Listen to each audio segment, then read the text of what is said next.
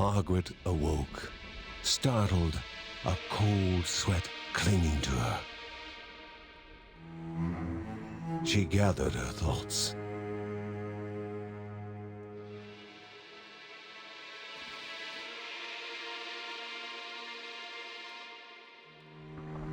Aged wood creaked, echoing through the quiet rooms.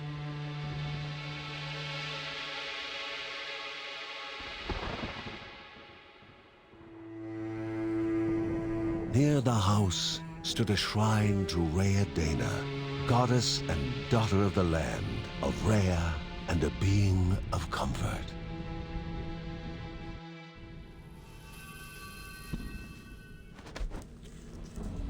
Margaret sought answers. But the goddess did not speak. There was only the faint whisper of something dark, something hungry.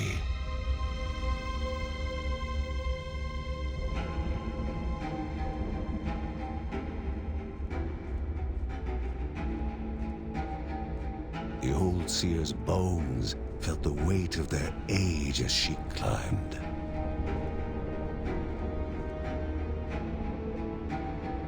The only thought on her mind, has it begun again?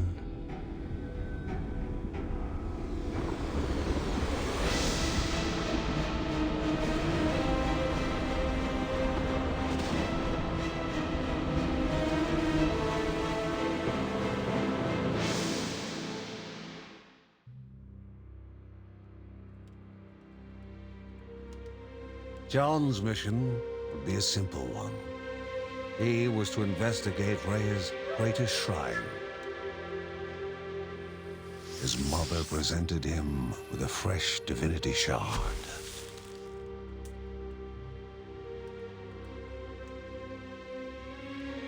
From his brother came a newly sharpened sword.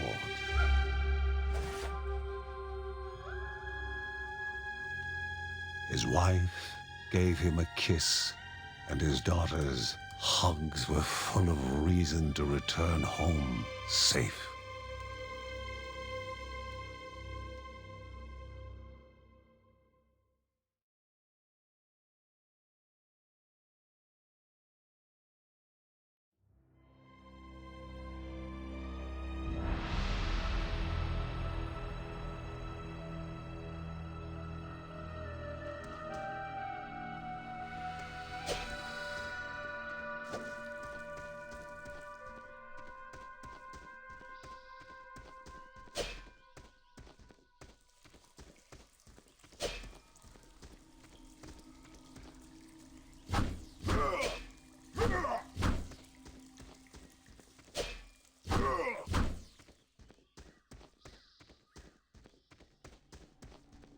Rhea, a land long forgotten, a place of unimaginable beauty.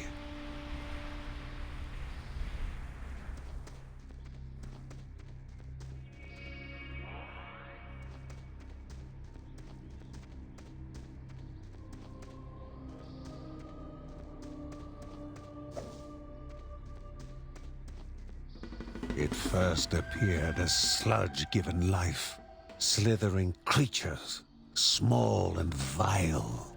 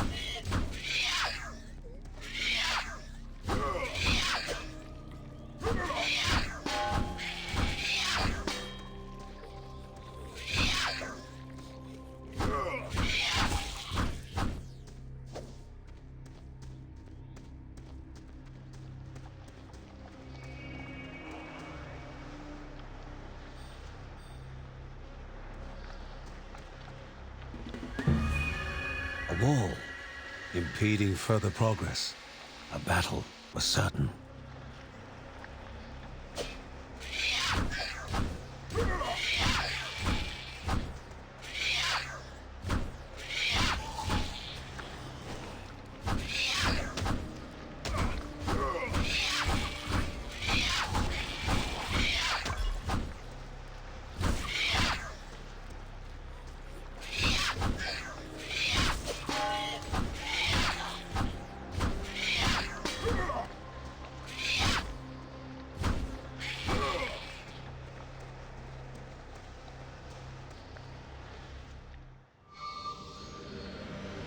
Banished by light itself, the corruption abated, leaving the shard cold in hand, dark, in need of life.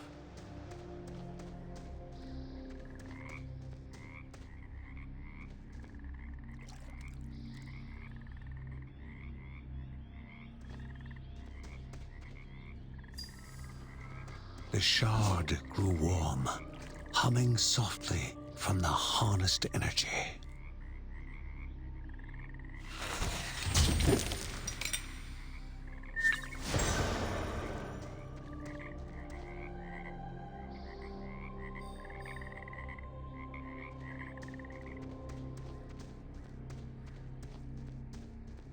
Before him was now one more dangerous than those that came before.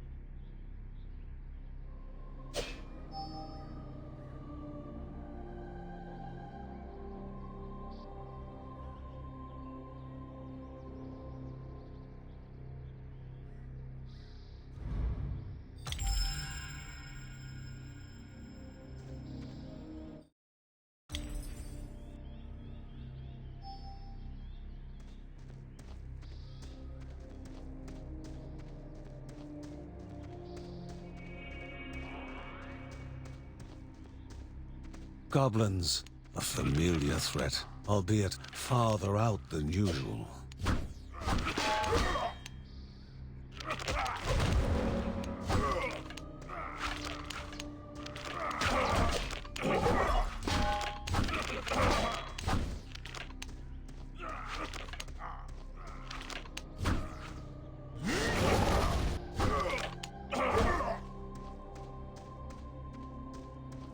Magnificent, but dangerous. A land of love found and of love lost.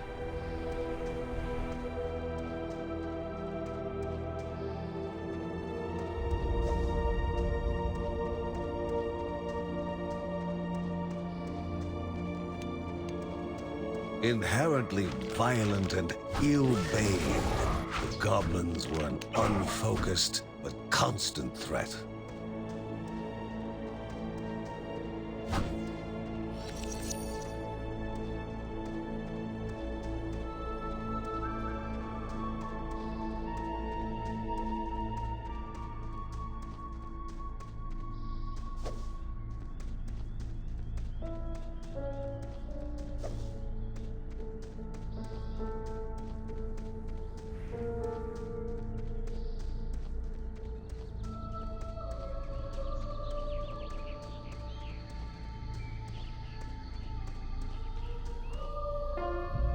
Before him was sacred ground, left untouched in days gone by. Remaining calm and collected, the shock of his heart-skipping beats was concealed in expert fashion. Before him stood Linda, his eldest daughter, with bow and quiver at the ready, determined to do her part.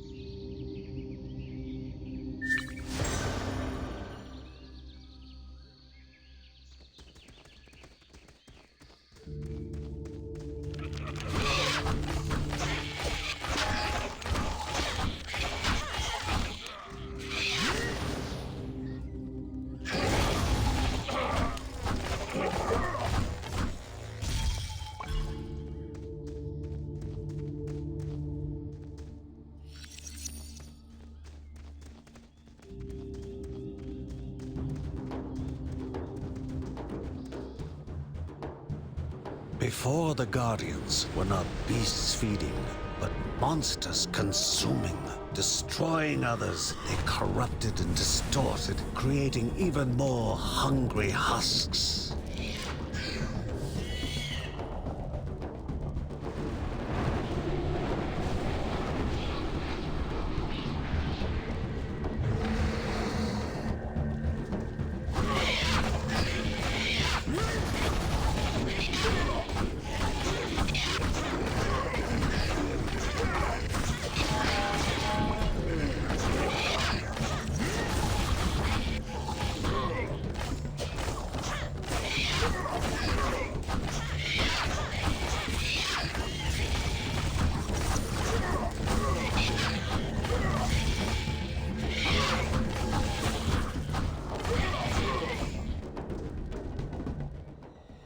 Both father and daughter gathered their thoughts, their hearts heavier than before. How would they explain what they had witnessed?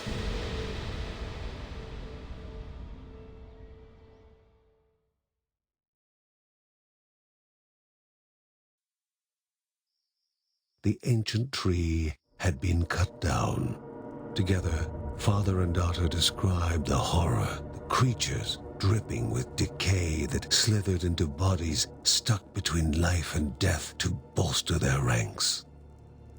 Grandma Margaret confirmed what they all feared. It was the corruption, a cruel entity spoken of only with hushed voices, an ocean of darkness that flowed from the top of Mount Morta.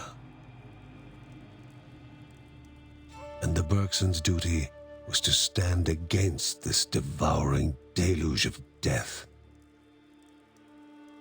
Kevin was also eager to do his part in the family's fight, especially when his older brother Mark was off somewhere. He was as much a guardian of their mountain home as any of them. She stood. If they were to reach the summit and destroy this evil, as the Bergsons of old had done in the past, they would need the assistance of the sanctuary.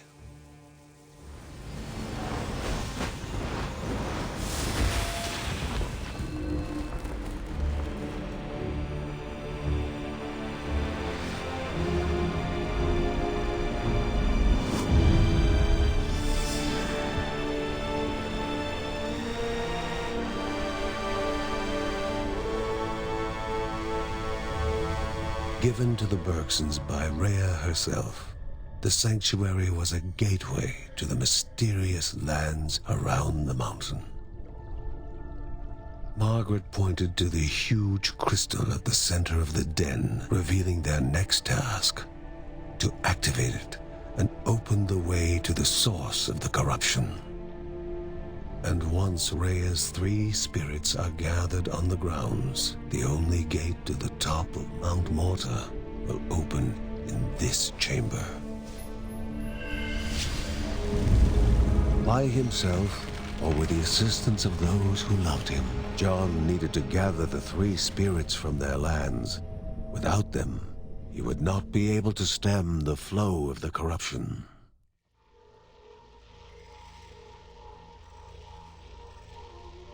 Halls of Anaidia must be here, for she needs to be found.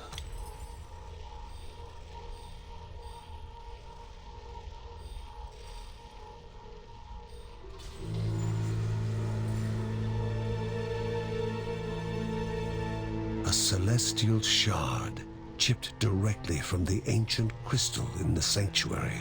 It would be the Bergsons' lifeline, a tether to pull them back home before death's fateful whisper.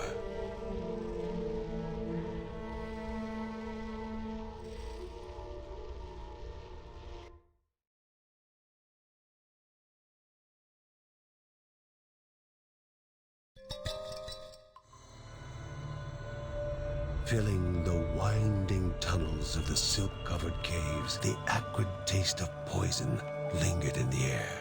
Spiders. Linda told herself it was only target practice. As she readied her bow, they must find the spirit deep within the caves.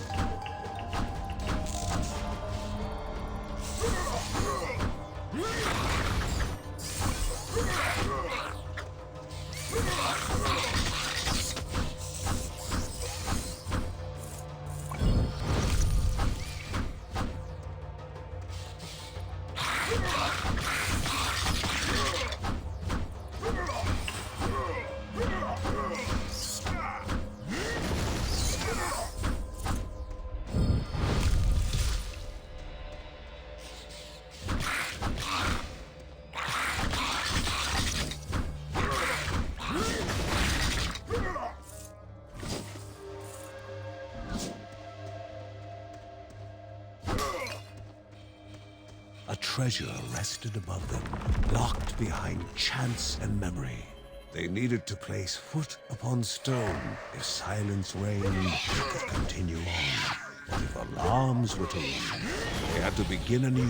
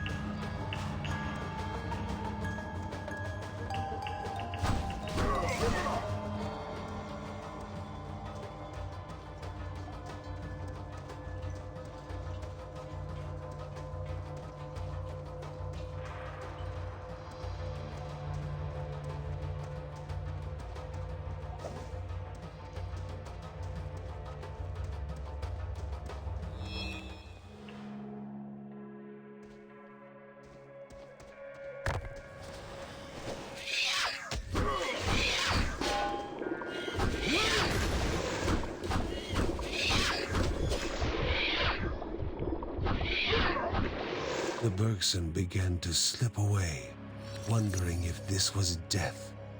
It was warmer than they expected.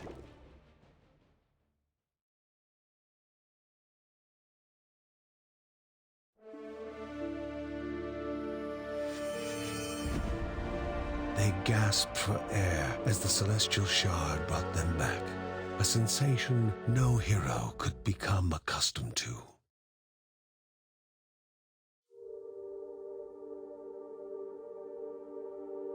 As she heard John and Linda describe their foray, thoughts rushed through Margaret's head. The corruption had amplified the creature's wickedness, and no longer were they part of the harmony of the Rhea. With the new threats looming, Margaret asked Ben to prepare his workshop. He would have to take charge of enhancing the warrior family's weapons and armor.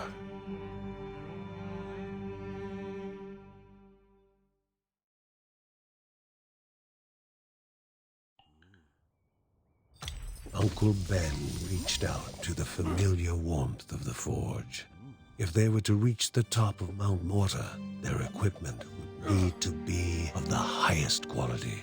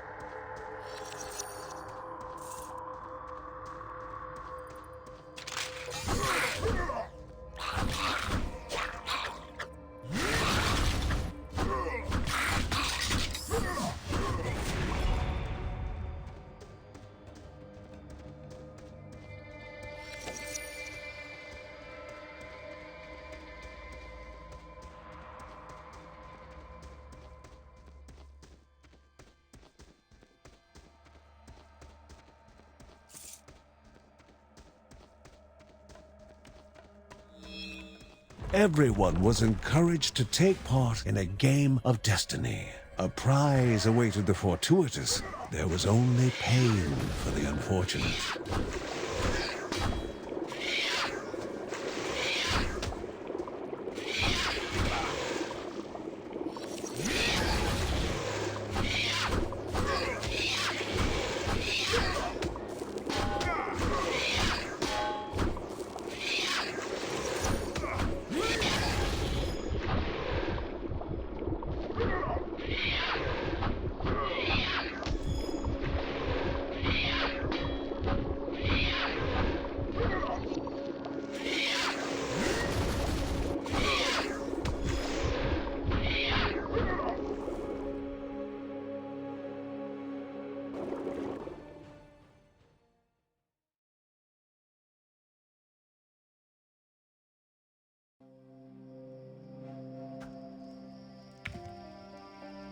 Kevin's need to help all began when his elder brother Mark left the house.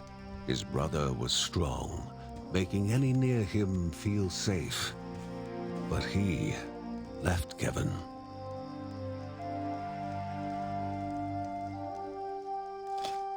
Though Uncle Ben knew what his nephew needed, a focal point for his aspirations.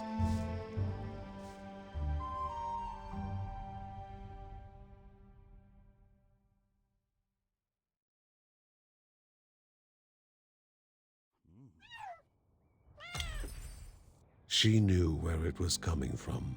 Her ancestors had spoken of such corruption flooding down the mountain. But Grandma Margaret wanted to know what it was and what needed to be done to destroy it. A mother away from her child would cause worry even in the best of times. This was far from the best of times. It had been more than a year since Mark, Mary's eldest son, had gone to live in the monastery deep in the forest. The same forest was now the source of such worrying news.